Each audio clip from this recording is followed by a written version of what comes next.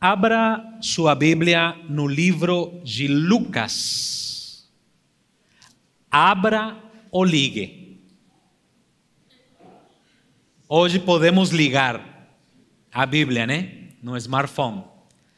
Só que se você ligar a Bíblia, coloque seu telefone em modo avião, para que lendo a Bíblia não cheguem aquelas mensagens do WhatsApp e roubem a palavra que hoje o Senhor tem para você. Lucas capítulo 23, versículos 33 ao 47.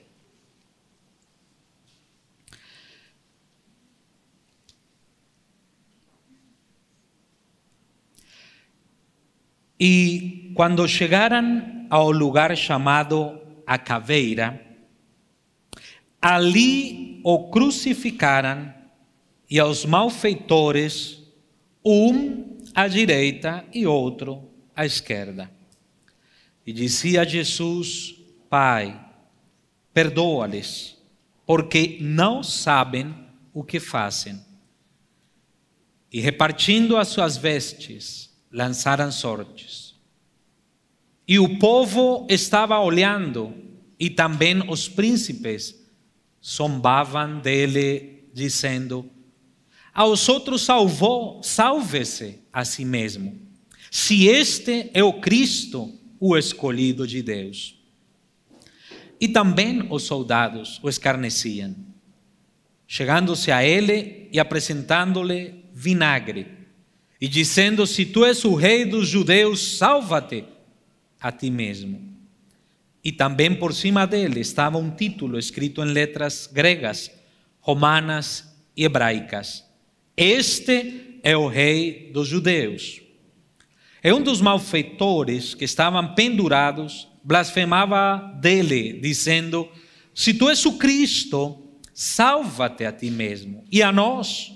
Respondendo, porém, o outro repreendeu, dizendo: tu nem ainda temes a Deus, estando na mesma condenação? E nós, na verdade, com justiça, porque recebemos o que os nossos feitos mereciam. Mas este nenhum mal fez. E disse a Jesus: Senhor, lembra-te de mim quando vieres em teu reino. E disse-lhe Jesus: em verdade te digo que hoje estarás comigo no paraíso. E era já quase a hora sexta, e houve trevas, e toda a terra, até a hora nona, escurecendo-se o sol, e rasgou-se ao meio o véu do templo. E clamava Jesus com grande voz, disse: Pai, nas tuas mãos entrego o meu espírito. E havendo dito isto, expirou. E o centurião, vendo o que tinha acontecido, deu glória a Deus, dizendo: na verdade, este homem era justo. Eu queria falar hoje sobre as 7 palavras que o Senhor gritou ou bradou quando estava na cruz do Calvário. E vamos dar um título: as 7 palavras de vitória. Porque é interessante ver como os 4 evangelhos registram de uma maneira eloquente as últimas palavras ditas por Jesus. E lembremos que ele não falou estando num hotel 5 estrelas. Estava na cruz. Daí que essas palavras se tornam mais interessantes e ao mesmo tempo muito poderosas. Muitas mensagens e sermões saíram dessas 7 palavras. Já se passaram mais de 2000 anos e ainda nós continuamos a falarmos dessas 7 palavras. E essas palavras têm um grande significado para cada um de nós. E eu quis dar um nome a cada uma dessas palavras. Primeira, no versículo 34, diz: Pai, perdoa-lhes, porque não sabem o que fazem. Essa primeira palavra é uma palavra de perdão. Diga perdão. Acredita-se que Jesus repetiu continuamente estas palavras enquanto estava crucificado. Não foi só uma vez. Pai, perdoa-lhes, porque não sabem o que fazem. E ele ficou ali 3 horas. Eu creio que enquanto ele veia tudo que se dizia, tudo que se falava, tudo que se gritava, ele bradava: Pai, perdoa-lhes, porque não sabem o que fazem. Difícil é dar perdão quando todos estão na nossa contra. Mas a Bíblia diz que ele perdoou a seus agressores. Naquele momento, Cristo esqueceu-se literalmente da sua morte, do seu próprio inferno, que haviam sido lançados contra ele, e intercede pelos homens que o mataram, pela morte, pelo pecado e pelo inferno dele. Essas são palavras de Martinho Lutero. Agora, receber o perdão de Deus é um privilégio. Aqueles que temos recebido o perdão de Deus, sabemos o valor que Ele tem para nossas vidas. Eu fico pensando, se Cristo não tivesse trazido a paz entre Deus e nós, como estariam as nossas vidas sem o perdão de Deus? Foi por isso que Jesus ensinou que perdoar nos faz livres. E naquela cruz se tornou ainda mais um exemplo, gritando-as: Pai, perdoa-lhes, perdoa-lhes, Pai, perdoa-lhes. Talvez seja fácil perdoar quando você está num outro cenário, mas na cruz não teve que ser nada fácil. Mesmo assim, aquilo que Jesus ensinou, por exemplo, na oração do Pai Nosso, falando sobre a importância de perdoarmos para sermos perdoados. E ali ele declarava: perdoa-lhes. Por isso, a cruz nos faz lembrar que somos livres da condenação, porque Deus nos perdoou. A cruz foi suficiente para limpar os nossos pecados. Nós recebemos o perdão de Deus. Mas eu gostaria de perguntar: a quem você deve perdoar hoje? Você já se sentiu crucificado? Você já sentiu que alguém provocou-lhe uma ofensa, um grande mal? A quem devemos perdoar? Esposos. A quem devemos perdoar? A esposa? Talvez quando fica repetindo as mesmas coisas dentro de casa, né? Talvez quando fica nervosa, quando agrede a hombridade. Esposas, será que vocês devem perdoar hoje aos seus maridos? Por que perdoar eles? Talvez por maltrato, por palavras grossas, por infidelidade. Pais, será que nós devemos perdoar os nossos filhos por eles terem nos desonrado, por terem sido rebeldes? Filhos, a quem vocês devem perdoar? Talvez a seus pais, porque vocês se sentiram por algum tipo de disciplina injustiçados, ou porque efetivamente o pai fez alguma coisa errada. Essa primeira palavra dita por Jesus, Pai, perdoa-lhes, porque eles não sabem o que fazem. É uma inspiração divina para que nós possamos otorgar o perdão para aqueles que talvez o precisam. No versículo 43, lemos, e disse-lhe Jesus, em verdade te digo que hoje estarás comigo no paraíso. Essa foi uma palavra de salvação. Alguém diz que tinha 2 ladrões. Um ladrão bom do lado direito e um ladrão ruim do lado esquerdo. Concordam sim ou não? Mas eu não concordo muito, porque nunca vi um ladrão bom e um ladrão ruim. Só que um deles amaldiçoava Jesus. Você viu na leitura que nós, ou você ouviu na leitura que fizemos, como ele gritava para Jesus. Se você realmente é quem disse ser, não salve e se salve a si próprio. O outro já tinha uma outra atitude. E disse-lhe, Senhor, se lembre de mim quando você vier em seu reino.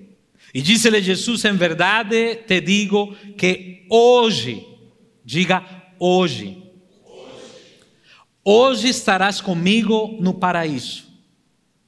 Eu vejo um convite a desfrutar permanentemente da sua presença. É claro que a promessa para aquele homem, literalmente, era que a partir daquela hora estaria no paraíso.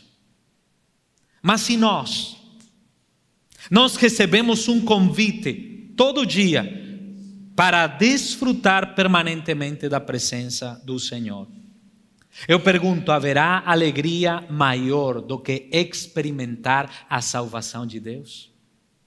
Haverá algo que produza maior júbilo do que saber que fomos salvos, que fomos perdoados, que os nossos pecados foram limpados na cruz? Cristo reconciliou o homem com Deus. E alguém ilustrou isso de uma maneira muito significativa, porque Jesus estava com suas 2 mãos estendidas na cruz. E alguém diz que com uma mão ele segurou a mão do Pai e com a outra a mão do homem, e na cruz do Calvário reconciliou-lhes. Trouxe paz entre um e o outro. Estar no paraíso é ter comunhão com Deus. Por isso o convite de Jesus e a declaração para aquele homem foi: hoje estarás comigo no paraíso. Adão desfrutava da comunhão com Deus até pecar. Quando Adão pecou, foi lançado para fora do Éden. E a partir dali não desfrutou mais da presença do Criador. Já não teve mais o privilégio de falar face a face com Deus. Agora se criou um abismo, uma distância muito grande entre Deus e o homem. Mas na cruz do Calvário, o que Jesus fez foi novamente trazer ao homem para o paraíso de Deus, para o Éden de Deus, para desfrutar da sua presença. Mas eu pergunto, você realmente almeja o paraíso de Deus? Será que você mesmo, cada dia, almeja o deleite da presença de Deus na sua vida? Ou para você simplesmente é algo que não tem valor? Porque essa foi a atitude de Adão. Quando ele decide fazer a sua própria vontade e se distanciar do Criador. E quando Deus vê que o homem fica afastado. Já ele tinha na sua cabeça um plano de salvação. Por isso Cristo trouxe de volta o homem para o paraíso, para a presença de Deus. E todos sabemos que quando Cristo esteve aqui na terra, se tornou o tabernáculo de Deus no meio dos homens. Todos aqueles que se aproximavam de Jesus se aproximavam de Deus. E hoje, Deus não habita mais em templos feitos por homens ou por mãos de homens. Hoje, Deus habita em nós. Porque o desejo de Deus é que seus filhos possamos desfrutar continuamente da sua presença. Em João capítulo 19, nos versículos 25 ao 27 diz: e junto à cruz de Jesus estava sua mãe e a irmã de sua mãe, Maria, mulher de Clopas, e Maria Madalena.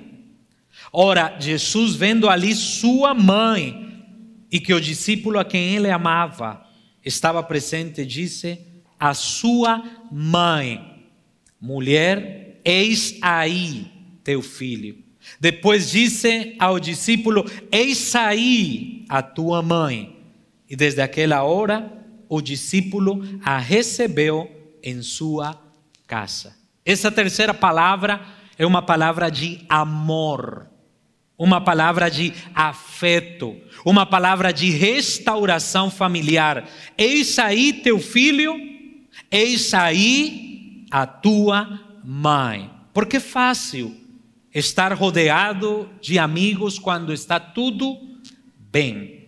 Mas nas horas difíceis, apenas quem realmente se preocupa conosco permanece ao nosso lado.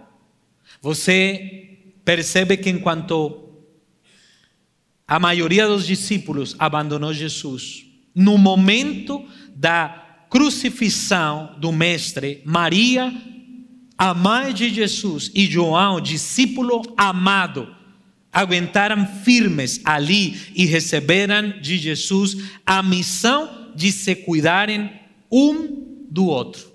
Que interessante que todos os relacionamentos visam o cuidado de um do outro.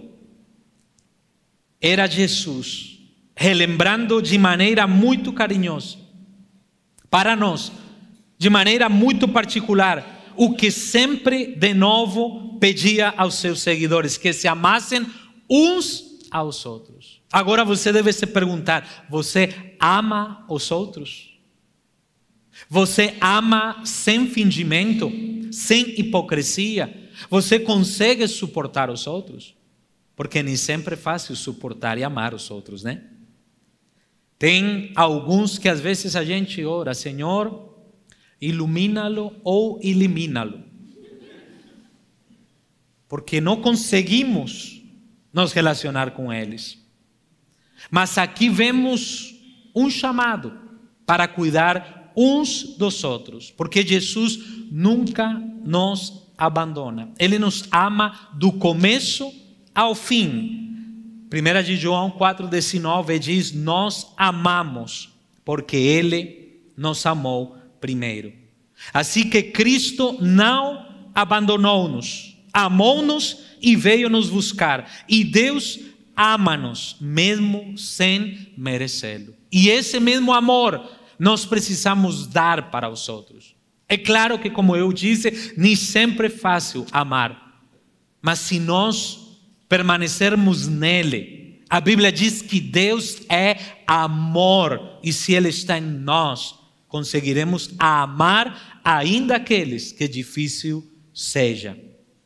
A quarta palavra nós lemos em Mateus capítulo 27. Versículo 45 ao 46. E desde a hora sexta houve trevas sobre a terra até a hora nona. E perto da hora nona exclamou Jesus em alta voz, dizendo: Eli, Eli, lema sabachthani. Isto é: Deus meu, por que me desamparaste? Essa quarta palavra eu dei o nome de aceitação. Diga aceitação. Houve trevas na terra desde o meio-dia até as 3 da tarde.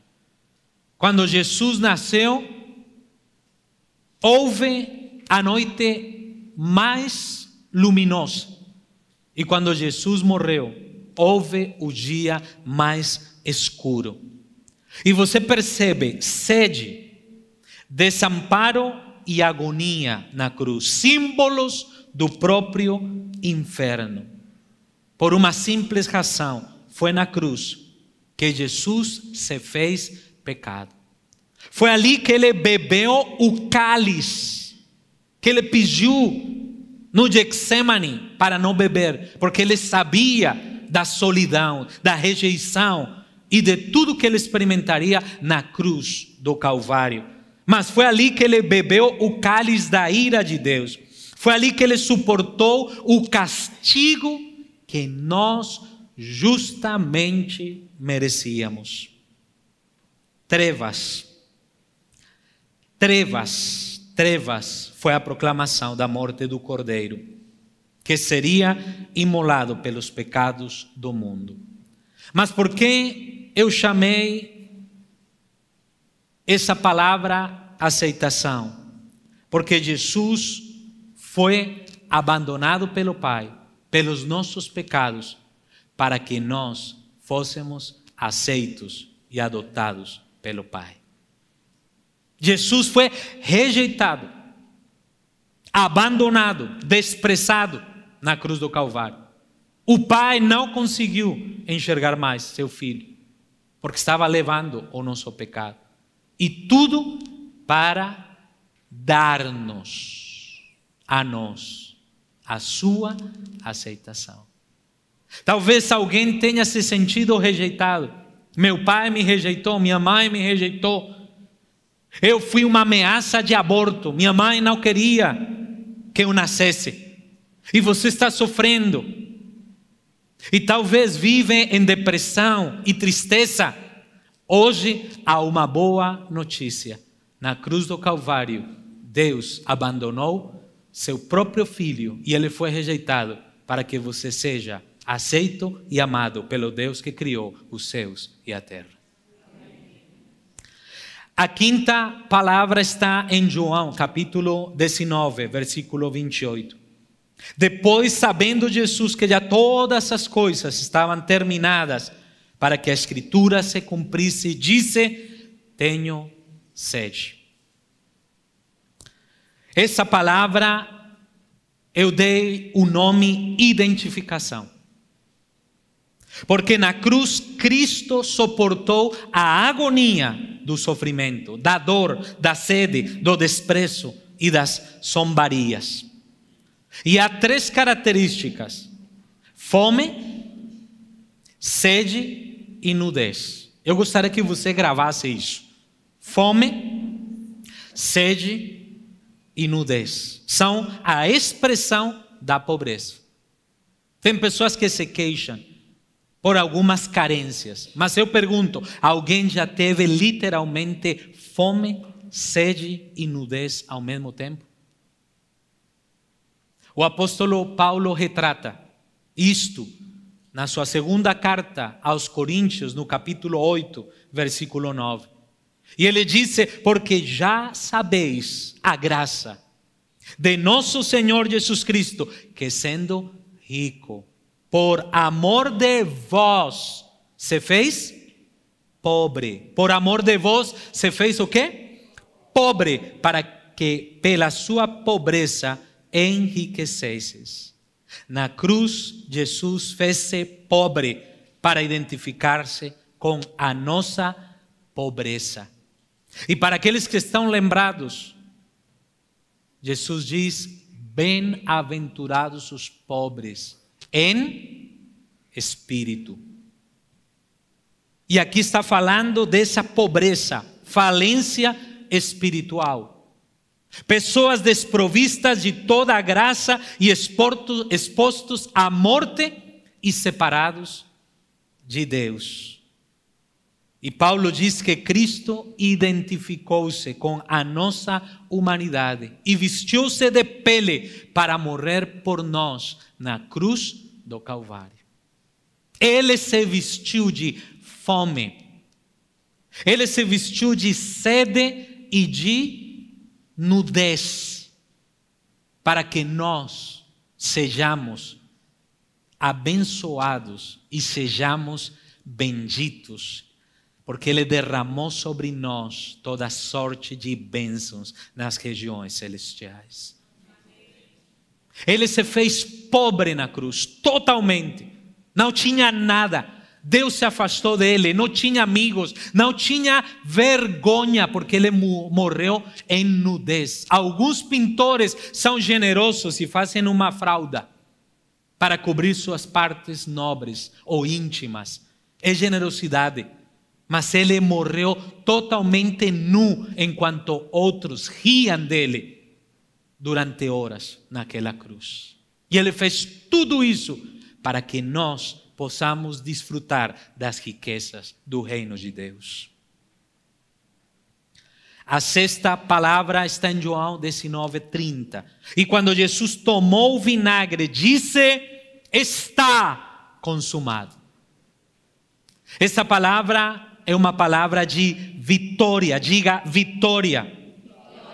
O último brado da cruz foi: tudo está completado.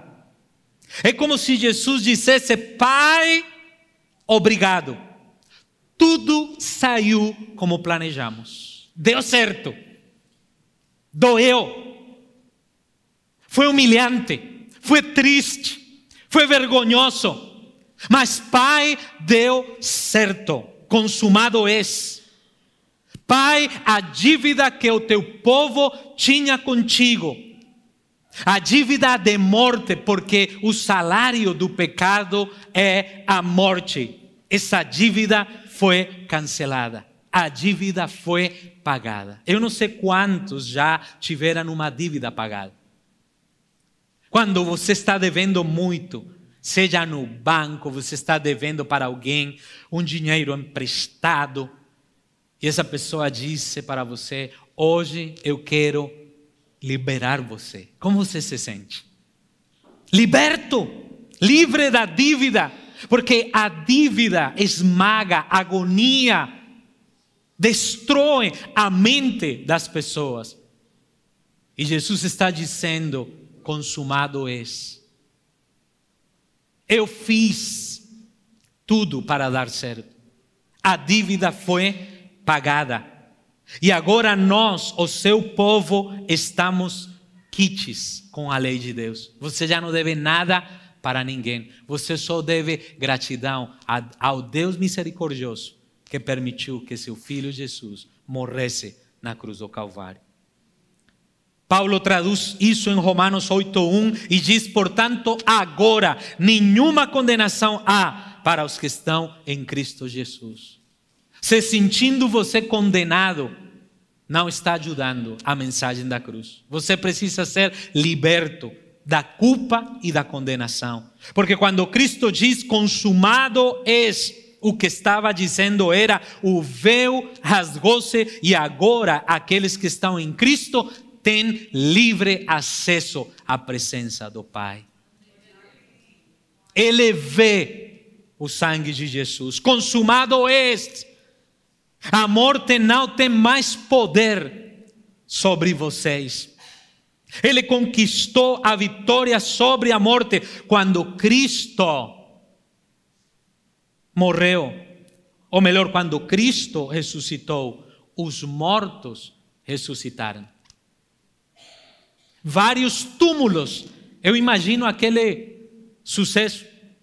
Jesus ressuscitou, o túmulo ficou vazio e os túmulos de vários mortos se abriram e viram eles caminhando pelas ruas de Jerusalém.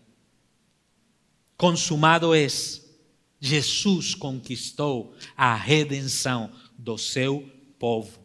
No martelo que pregou a condenação de Jesus, o decreto da absolvição foi dada para nós, porque Jesus foi o nosso fiador e a maldição foi cancelada na cruz do Calvário.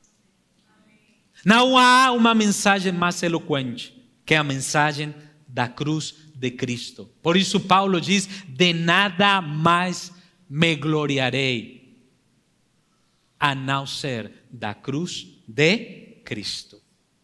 A última palavra, voltando a Lucas, capítulo 23, versículo 46, diz, e clamando Jesus com grande voz, disse, Pai, nas tuas mãos entrego o meu espírito. E havendo dito isso, expirou. Essa palavra é uma palavra de esperança. Diga esperança. Entregar o próprio espírito a Deus é afirmar-se pronto para morrer. E trata-se de uma metáfora da rendição.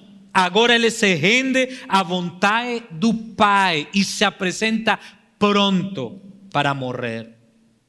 Você precisa saber que Jesus veio para dar a sua vida. A Bíblia diz, eis o Cordeiro que foi imolado desde antes da fundação do mundo. A morte de Jesus não foi um homicídio, não foi algo fortuito. A morte de Jesus foi algo divinamente planejado pela Trindade. E Jesus veio para morrer. Jesus veio para reconciliar-nos com Deus. Quando Jesus diz, Pai, nas tuas mãos entrego o meu espírito, está dizendo que a vida apenas começa com a morte. Aliás, a vida continua com a morte. Foi por isso que o grande evangelista Dwight Moody, quando estava morrendo no seu leito, chamou todos os seus seres queridos e disse-lhes, amanhã, na Machete, na primeira folha dos jornais do mundo, vocês vão ver uma notícia. Dwight Moody morreu. Mas não acrediteis, porque Dwight Moody estará mais vivo do que nunca. Esperança para aqueles que acreditam em Jesus. Seu sangue comprou-nos a nossa verdadeira cidadania. E essa cidadania está nos céus. Nós apenas somos peregrinos, irmãos. Ele bebeu o cálice da morte para termos esperança na sua ressurreição. E se Jesus ressuscitou, nós temos esperança. Jesus é esse Cordeiro verdadeiro, inocente e perfeito, que pelo seu sangue daria à humanidade a possibilidade de voltar a ter comunhão com Deus. Hoje você pode entrar no paraíso de Deus. Hoje você pode desfrutar da presença de Deus, porque tudo foi consumado, tudo foi pagado, tudo foi perdoado, todo decreto foi cancelado, tudo que havia contra você foi anulado na cruz do Calvário. Cada prego que traspassou as mãos e os pés do Senhor destruiu toda a maldição, todo decreto contrário, tudo que talvez conspirava contra você, tudo que talvez alguma vez você pensou que tinha sido designado sobre sua vida, meu querido, hoje é dia de ressurreição. Hoje é dia de você ser liberto dos seus esquemas mentais, desse espírito de derrota que permeia a sua cabeça, desse espírito aflito, que não deixa você ser espontâneo, feliz, que tirou o sorriso da sua boca. Hoje você precisa ser livre do fantasma da maldição generacional. Hoje você precisa ser livre de tudo que você já declarou que está mal na sua vida, porque a obra de Jesus foi perfeita em nós. Foi consumado, tudo foi feito. Eu quero convidar os irmãos para orarmos juntos e crermos que cada uma dessas palavras hoje libera um poder grandioso sobre cada um de nós. Vamos colocar-nos em pés.